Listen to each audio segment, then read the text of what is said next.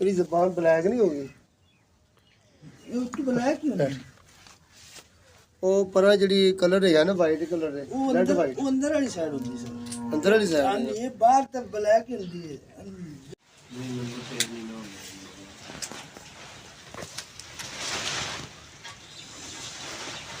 ਉਹ ਤੁਹਾਡੀ ਗੈਸ ਨਹੀਂ ਰਹਿਣ ਦਿੰਦਾ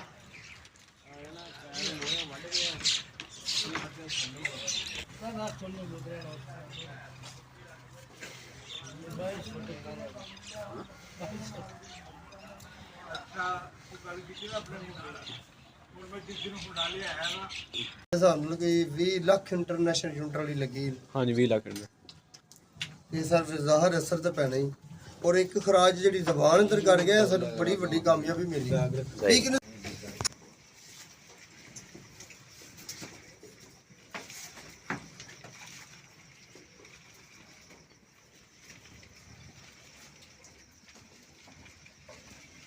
ਨਾਲੇ ਪੱਥਰ ਲਿਆ ਸੀ ਨਾ ਹਾਂਜੀ ਠੀਕ ਹੈ ਲੈ ਅੰਦਰ ਹੀ ਖਾਲੀ ਹਾਂਜੀ ਡਾਇਲੌਗ ਦਾ ਠੀਕ ਹੈ ਜਿਹੜਾ ਤੁਸੀਂ ਕੋਸ਼ਿਸ਼ ਕਰੋ